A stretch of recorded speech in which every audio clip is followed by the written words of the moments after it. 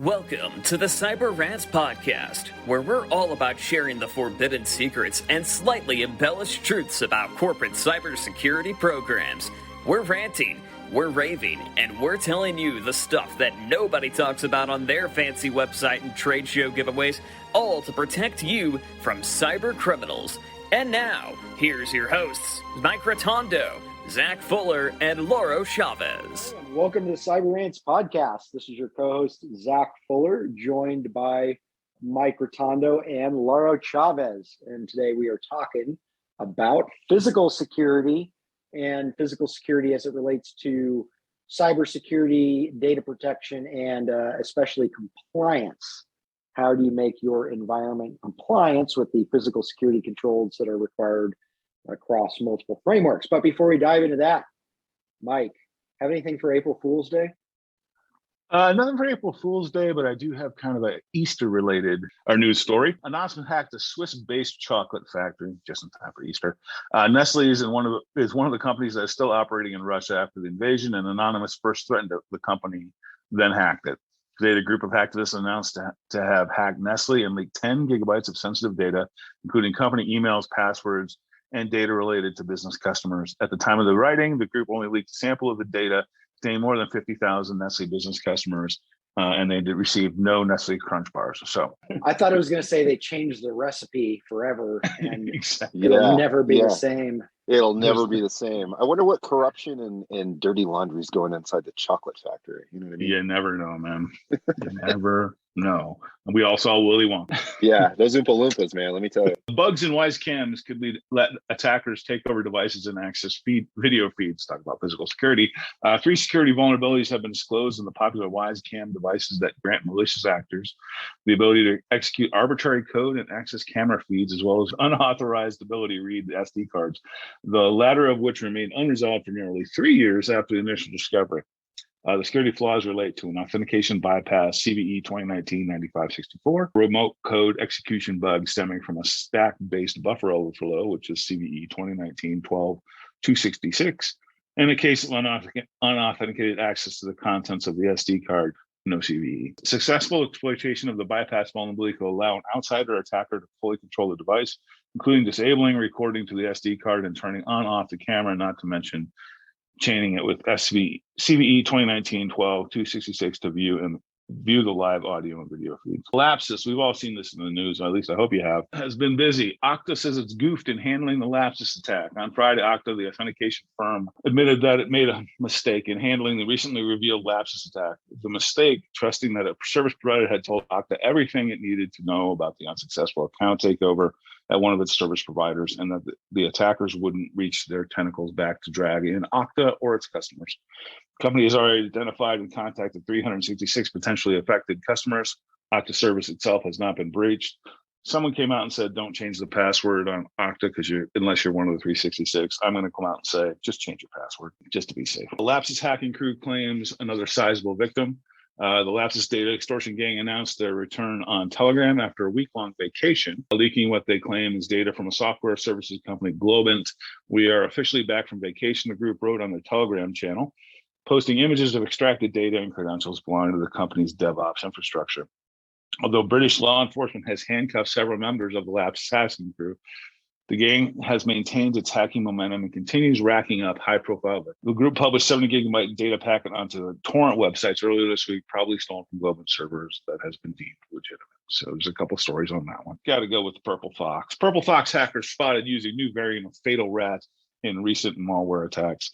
The operators of the Purple Fox Malrat have retooled their malware arsenal with a new variant of remote access Trojan called Fatal Rat, while also simultaneously upgrading their evasion mechanism to bypass security software. User machines are targeted by a Trojanized software package masquerading as legitimate application installers.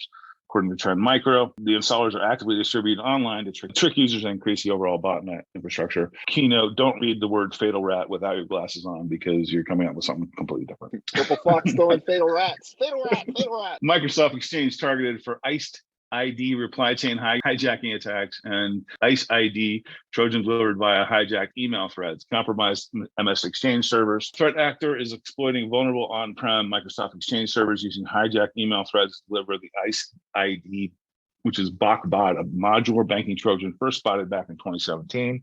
It's used mainly to deploy second stage malware such as other loaders or ransomware. The Trojan without triggering email security solutions, the distribution of the ICE ID malware. So long story short, they've figured out how to evade email protections. The primary method of conversation hijacking attack is to assume control of key email account, participate in discussion with the target, and then send the phishing message crafted to appear as continuation of the thread. The payload has also moved away from using Office documents to the use of ISO files with a Windows LNK file and a DLL file. The use of ISO files allows the threat actor to bypass the mark of the web controls, resulting in execution of the malware without warning to the user, noted by Intesizer researchers. We've all gotten those emails that have the subject line of RER conversation from someone trying to sell you something.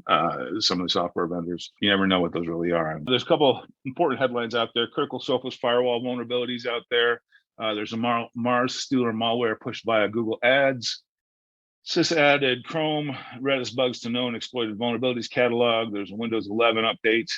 There's a 0 day for Google Chrome. The FBI is asking for more money, people, and authorities to match cyber threats.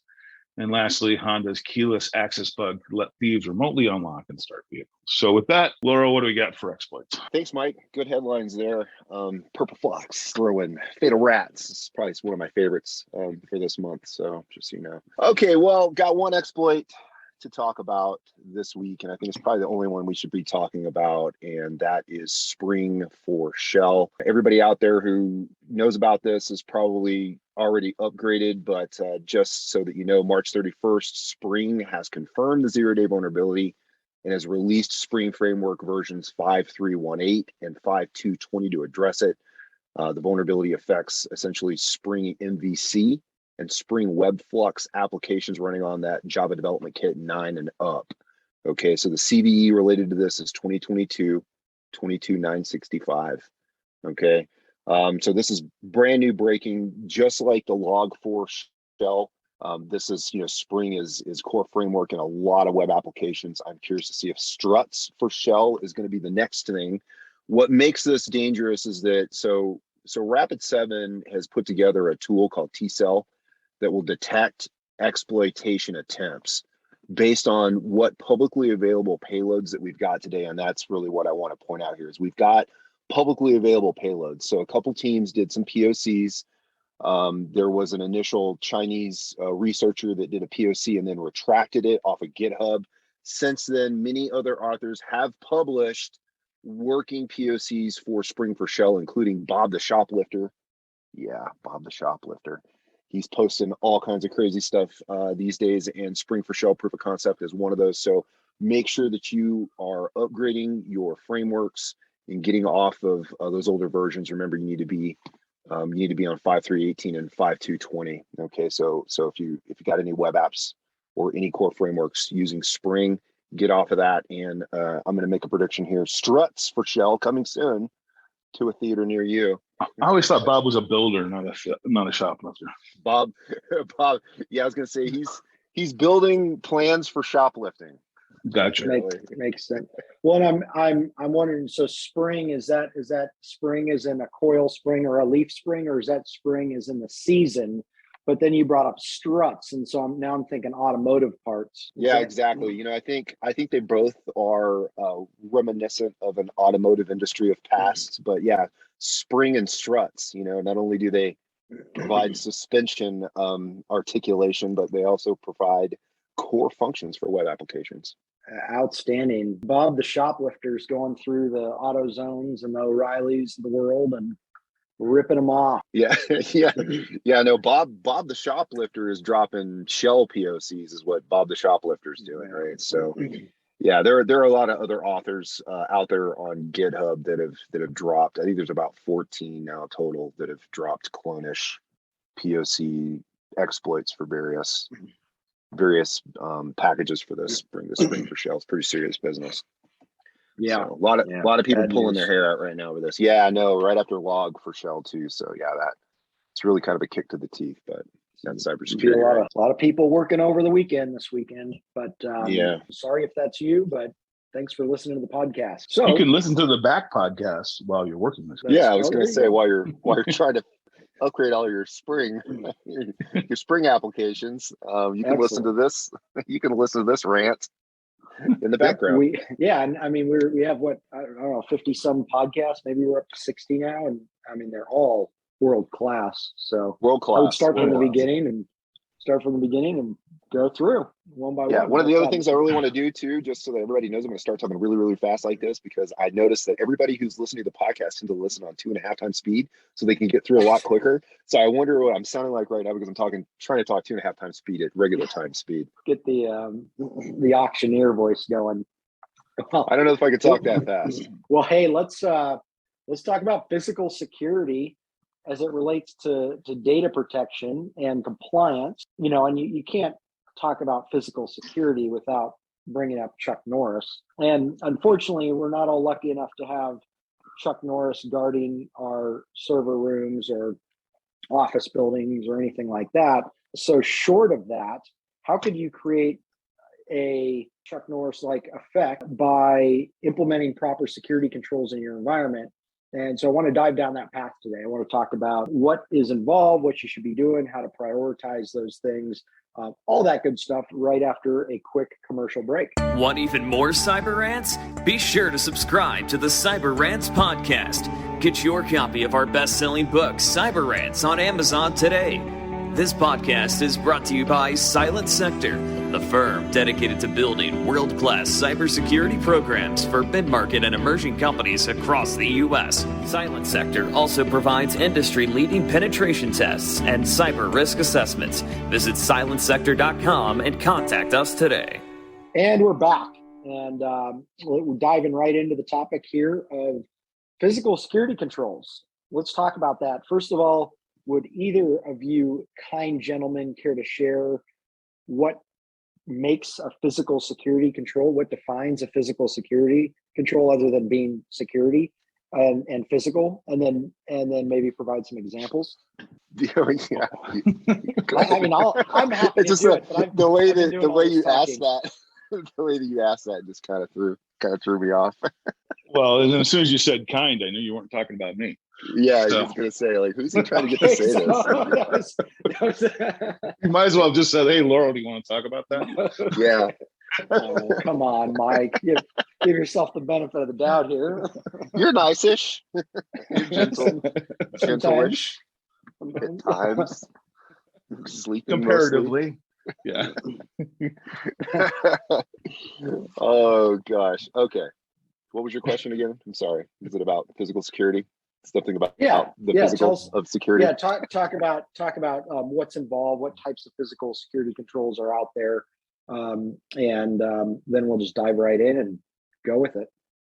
Awesome. Okay, well, I guess at the most extreme, there's the laser cannon with Chuck Norris standing outside, frisking everybody before you can get into your data center cage. So, I think there's that, right, where we've got, large organizations that are focused primarily in housing the computing resources that other companies are using, right? So your big data centers, and they're going to have the security controls of badge readers. There's going to be ramparts that come up in the parking lot. There's going to be a checkpoint in the parking lot before you come in. There's going to be a man trap room where you have to check in. There's going to be a little kind of a carousel you have to get into, no joke. So think of that being at the airport going through the metal detector, but it has doors on both sides that you get in. And so if you put your password in wrong, you're stuck in there until someone comes and gets you. I'm not even joking. This is like real stuff. This is real stuff. And so then once you're into the and people that have seen this or probably listened to this are kind of chuckling, right? It is kind of funny. But it's an extreme process to get into the server room where your equipment would be located if they're hosting it for you, right? Maybe you've got a cage, maybe you've got a pod, right? Some of these these airtight pods now that are more heat eccentric and pulling air conditioning up, from the bottom. You've got keys to get into that thing, so you got to check those keys out. So it's everything, I think, from the building itself, right? Is in itself a physical control to the personnel that are protecting it as part of physical security, right? Those personnel all the way down to just the badge readers that get you in the door, the keys that may get you in the door, the cameras that are watching, all of that are all part of your kind of physical control set. I would say also, the hang on gas too, but they don't use that anymore. There's also one that will weigh you going in and weigh you going out to make sure you're not carrying additional equipment. Oh, that's right. Yeah, that's right. Yeah, they've gotten some pretty sophisticated measures at this point to ensure the integrity of everything that stays in that. I just told them the last time I did that, I said, you can weigh me, but don't tell me what it is. Yeah, what if you just like order pizza? I mean, is that going to show up like, if like I can eat like a half a pizza, so is that going to be like, where are you hiding this 2 pounds, Chavez? It's like did you still ram out of the server rack? You did. You're hiding it in your god pocket, aren't you? They got a treadmill in there, you got to burn it off. Yeah, before you can get out. Yeah, well, in the future there might not even be like physical human guards. It might be all robots, and yeah, it might be like the droid factory in Star Wars, where you're not getting out until you meet the requirements. So you could take it definitely to extremes. I think we've seen examples of that, and people that have been in the tech world have probably seen that. Certainly, people working for government entities and things like that. I've seen that sort of stuff, and secure facilities and all that. But let's talk about in the sense for just your typical companies, healthcare companies, financial services companies, that have brick and mortar locations and have some of their own servers and own systems and such in house. Where do we start when we start looking at? Okay, we know we have data that we're holding, and we know it's sensitive. We know we have compliance requirements. What do we need to do first to really understand what we need to deploy when it comes to physical security controls for data protection specifically, right? We're not talking about like stuff for active shooter scenarios and stuff like that, but more just for data protection. Where should somebody start? I always start with claymores. Yeah. Okay, that's an excellent. Well, no. In all seriousness, though, you should watch the very first Resident Evil movie, because the Red Queen, which is the AI that's controlling the Umbrella security, the Umbrella core computer, is guarded by a hallway of lasers that you have to walk down. Anyways, yeah, but watch that movie, and that should be your goal, I think, for physical security. Even if you're a small mom and pop shop, I think everybody deserves a laser hallway that cuts any intruders into small little pieces, clean pieces too, by that way, just like a lightsaber would. So you can very carefully, it's cauterized. You can very easily pick that up later in a bag. You know what I mean? It's not like going to make a huge mess. So I think that should be the goal. So yeah, watch Resident Evil. if one were to fall short of that, if you can't do the hallway of lasers, if you can't do that, where do you start? How do you understand what exactly you need? I'm happy to. So are you going to start from the outside in or the inside out? And the question is, are you going to start with the focus on the data? Then you start about where the data is stored, and absent of talking about software controls, right? ACLs and all that kind of stuff. The first thing is access to the server. Are you using a terminal, or are you using console? How are you getting to the server? Then it's, how do you get to the server room? Are you going to lock the server room? Or are you going to use key cards? Are you going to have cameras? Are you going to have a logbook? Or are you going to have someone sitting in front of the server room like the old school days, and you signed in and signed out? So, that's where you start. It's just lock up your data. You don't leave your server sitting in a cubicle in the middle of the office. Man, you went back to the time when people used to man the data center. Wayback Machine.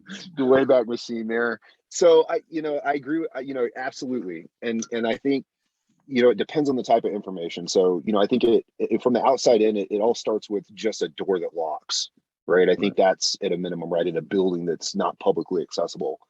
So, you don't want to be in a strip mall, or, I'd say like, the malls of our generation are starting to kind of die off. And I wonder if businesses are going to start, the mall orders are going to start ringing out to small businesses and stuff like that. So that's not your real good idea of a place to put a business that's going to store sensitive data, because it's got a lot of public access right into that area. So starting with the physical door and having at least a key is a minimum. And then you need, I think the important part of the physical security is because everybody who needs to be at the office has a need to be there. It's how do you prevent unauthorized persons from being there, I think is the kind of the trick of this physical security piece. And so if you've got a door that is at least one-way lockable where you have to either ring a doorbell or knock, or even if you just physically lock it, you don't want hobo Joe to just be able to walk up and come inside of your office. I think that is goal number one, right? Aside from what Mike said about protecting the server room, if you're going to house your metal, right? But if you look at some of the frameworks like 171 Alpha and things like that, they have very specific control requests for control and manage physical access. And then also things like, protect and monitor. And so those things where you have to not only protect the data, but monitor the access coming in and out that is in the area of the data. And I think, Mike, correct me if I'm wrong, that's where we're going to get into the need for a camera and at a minimum a logbook of visitors that have coming in. You know what I mean? Exactly. Yeah, I mean, you got to have some kind of documentation and control. I mean, SOC 2 talks about it, PCI talks about it. You have to have documentation of who is not an employee that is on site that has any ability to have access to your data. Yeah. So if you're you have to do it. If you're a small shop and it's probably not appropriate for you to do a bunch of badge access readers, right? Maybe you're an isolated location and you still just maybe storing PII and the sensitive information that belongs to your employees, and maybe some of your client data that might just be addresses and things like that.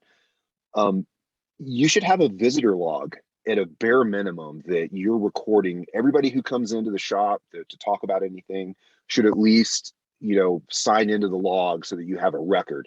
You can do it. There's all kinds of cool digital technology that you can do that'll take a photo and print out a badge for you.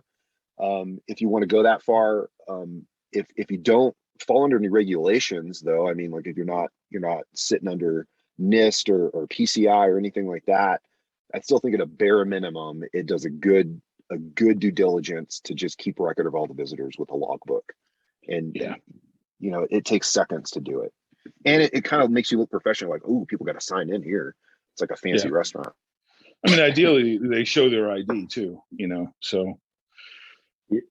Yeah, I'm not. I mean, you see it. I mean, you see it all over the place now. With even just with iPads. I mean, for a few $100, you can deploy something like that, and then you think about these things too. I mean, it can help from a business development perspective, right? They're going in, they're logging in. It usually asks for your email or something like that, or at least a name. And then you got, you probably have a CRM and all that. So you can get more out of these than just having a list of people that came into your building. You can, see who's interacting with you and follow up accordingly and all that good stuff. So make it fun.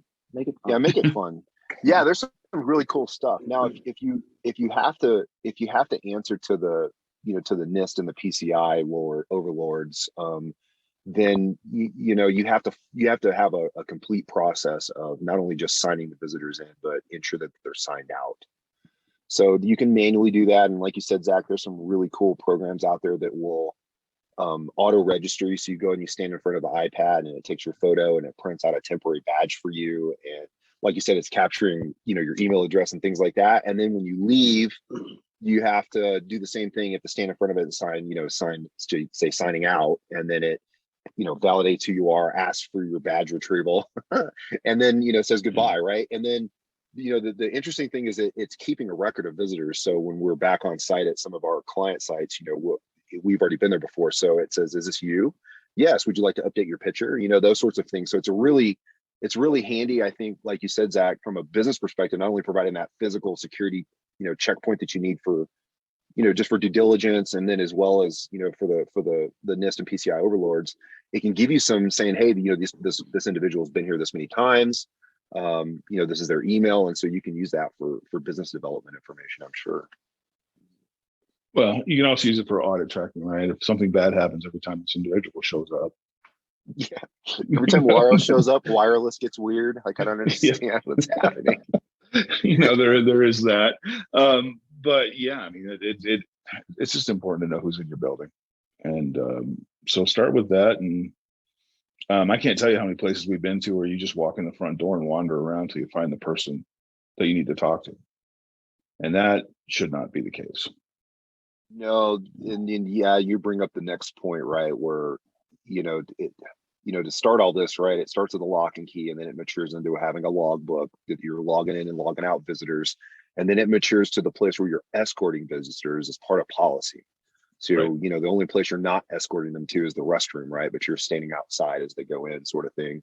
And then you're moving into the place where now you've got cameras everywhere and you're monitoring access to everybody. So if there's an incident, you have all these points of data to go back to help build a story, to kind of demonstrate what happens. And then as the next step is to have a reception desk where either that's depending on the type of business you are, if you've got armed personnel or non-armed security personnel, or you just have an individual that's a receptionist that's just sitting there, taking a driver's license, giving them a visitor badge. But that's kind of where it goes. Yeah, except no cameras in the restroom. Yeah, no cameras in the restroom or the locker rooms.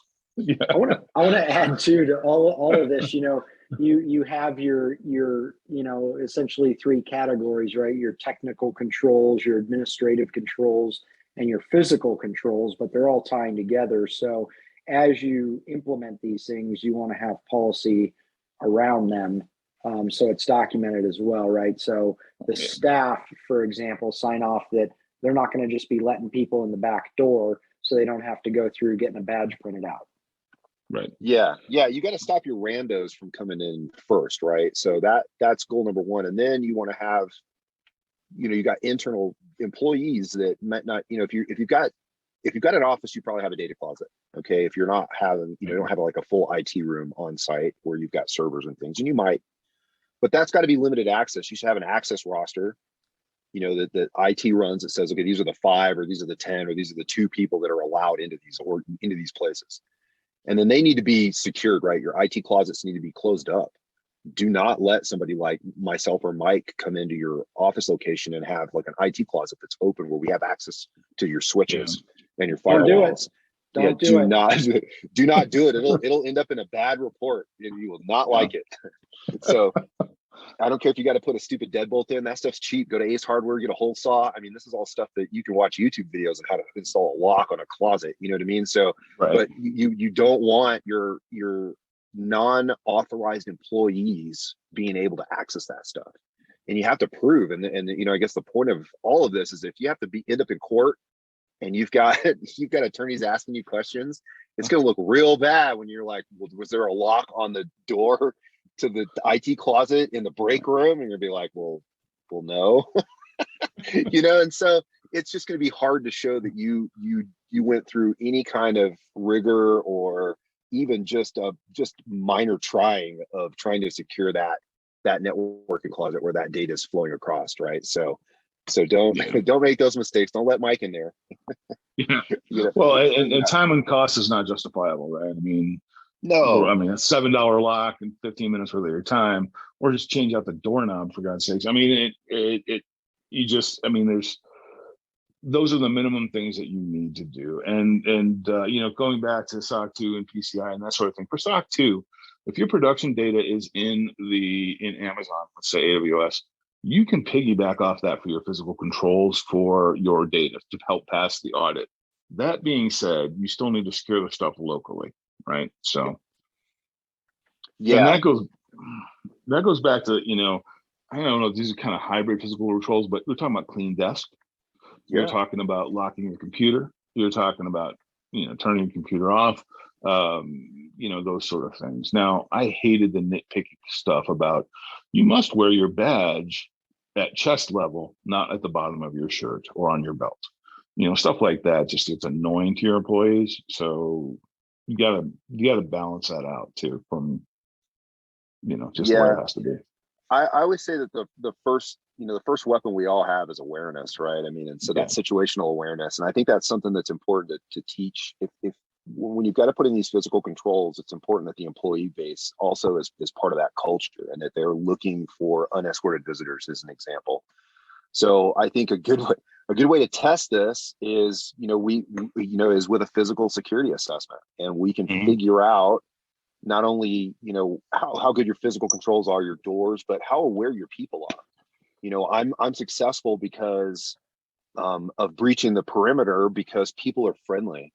And people are always willing to open a door for you if you got your hands full, or you look like you're lost or something like that, right? Everybody's willing to kind of side on the side of good, and they'll allow you to come in, and so it's human nature to want to trust everybody. So part of our job is to as bad as I feel about it, is to betray that trust, essentially, right? To prove a point that there needs to be more situational awareness in the humans that are employed at your location, so that they can be nice, but they need to do it in a professional manner that doesn't bring risk to the organization. Again, because you don't want to let me in or Mike into your physical location. Like, once we've gotten in and you've got computers in offices, it's too late. Well, now you've blown our covers. We can no longer do physical pen you can tests. let now me in though. Outsource it. Yeah, let Zach in. I'm fine. I won't cause any harm. Another thing I'll add is that you also have, so you have preventative controls, right? And these controls in place to ensure that people aren't getting into areas that they're supposed to. But you also have basically the ability to deter any potential threat, not any potential threats, but deter potential threats by making your organization look like a harder target for attack. A simple example of that is just cameras on the outside of the building that are visible, right? That's going to be one thing that, yes, they're actually monitoring what's going on, but they're also a deterrent in a way, just like signage, even small fences and things like that are all little obstacles and little things that make people think twice about doing nefarious stuff in your environment. I read something somewhere, and I can't remember it, so don't blow us up on this, but I read somewhere that a camera that's off and exposed is just as effective as one that's on, or almost as effective as a deterrent. As a deterrent, yeah, absolutely. Because you don't know. They sell those fake ones. I don't know if you've seen those, but the fake cameras that are it's like $5, and you stick them all over your building and they look like the real thing. Not actually wired into anything. We don't endorse that kind of thing. No. We don't endorse that. If you're going to do it right. But is that security through obscurity? Yeah, exactly. It's it's one of those things where, if you're those of you, all the, we probably have hundreds of thousands of listeners in the Washington D.C. area. Right. That might be a slight exaggeration, but as you drive all over the suburbs of DC, out by Reston and places like that, you go these back roads and there's all these little buildings that are they're tucked back in the forest, and they have a huge fence behind them, and the camera's pointing down at the front gate and all that stuff, and there's no markings or anything like that. You drive by those and it's like, that's probably not one that I want to mess with. Right. Just definitely. Because they're there for a reason, right? And that's all by design. There's a reason they didn't put that same office in the strip mall, or the shared office high rise or something like that. They're out there protected like that for a very good reason. So just put yourself in the shoes of an attacker or somebody, potentially a malicious individual, and think, well, what does my organization look like? To somebody malicious, do I look like a hard target? And you can do it while still be inviting to your customers and all that. So we're not saying you have to have a 400-pound man with an AK-47 standing out by your front door, although that helps. But some people may not take too well to that. But put these things in place, and I think today, we could go into all kinds of stuff, gates and fencing and bullards and man traps and lighting and all this other stuff that goes into it. But for the purposes of most people, I think we've covered it pretty well. Lock up especially your data centers, your server rooms, all of that. Keep it ideally under badge access, but if you can, if you can't do that, lock and key, and then have a good method to escort people through the building that are visitors, having people log in and log out. Those are core functions. Are there any other kind of basics or anything that you would share that before we jump off here?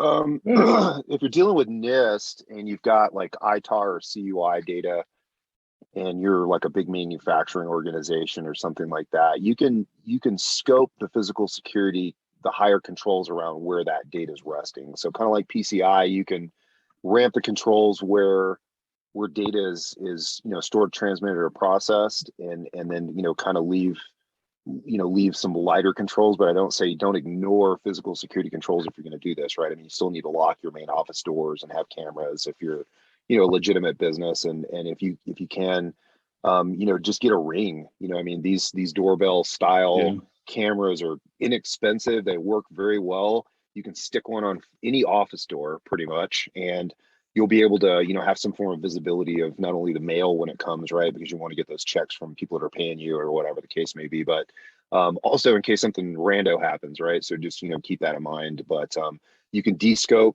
some of the areas that aren't processing, storing, transmitting, but make sure that you don't ignore physical security controls at all. And then think of your yards, right? If you've got big yards for the manufacturing that you're doing, that the fencing that you've got around the yard also needs to prevent prying eyes. So you'll need some form of like opaque the covering that goes on the outside of the fence. It's like a kind of a heavy kind of like plastic cloth. You know what I mean? Yeah, like shade cloth that goes around the outside of the fencing, so that people driving by, especially if you're in a public area, which most big manufacturing companies tend to be, they can't look through the fence and see what's happening in the yard, that sort of thing. So keep that in mind too. Sorry, go ahead, Zach.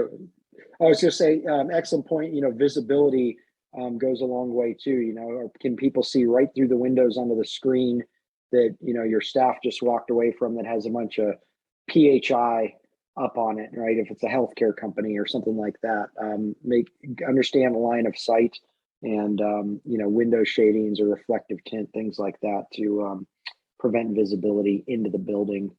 Sure. Well, itself. I mean, if you want to get super old school hacker, this has been known for a while, but you can run red lasers in through a window onto a computer, and if RFID is connected between the keyboard and the computer, you can capture all those keys being processed. So and probably other information too, right? And I think the spy community has probably known about that for a long time, which is why the government makes buildings Tempest, right, where lasers and those types of radio frequencies don't penetrate. So I mean, you can certainly, you need to do only so much, right, other than getting the Chuck Norris in the hallway of lasers. But I mean, they've actually done studies where air-gapped networks can get hacked based on the vibrations off the back of monitors. Yeah, right. I mean, that's crazy. It's absolutely crazy. But but I was also thinking back to the old CISSP, and I know they changed the format, and I don't know if they folded this into a separate domain or if it's still there, but there used to be a physical security domain for the CISSP test and certification that talked about the bollards and how high a light should be in a parking lot, and location of the building was a key thing. Where are you going to put it? Why are you going to put it there? You look at things as far as utility access, road access, but visibility into the building. Where do you put the server room in a building? Where do you put, you put the server room on the top floor? No, you put it on the bottom floor or whatever. I mean, there is guidance out there for you. Some of it is over the top if you're a small mom and pop company. So just start with lock your data and then escort people through the building.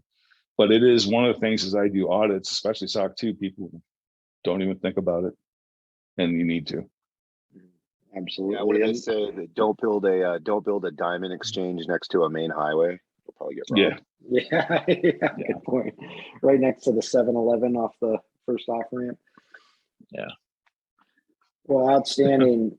Thank you, everybody, for joining us. I hope this was helpful. This is a huge topic to unpack.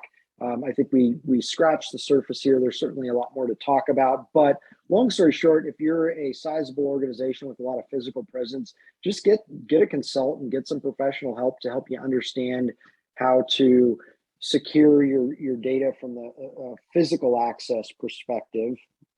And a lot can be accomplished at the same time, thinking about, potentials for various types of disasters that may occur, where things are located, all that good stuff. Just get some help if you have questions on this. And there's lots and lots of information online, of course. So hope this was beneficial for you. Thank you for listening to the Cyber Rants podcast. Please rate it, subscribe, do all that stuff, share with your friends so we can get more cybersecurity information out there to the people who need it and the people who need some guidance. So thank you, and we will see you next time. Pick up your copy of the Cyber Rants book on Amazon today. And if you're looking to take your cybersecurity program to the next level, visit us online at www.silentsector.com. Join us next time for another edition of the Cyber Rants podcast.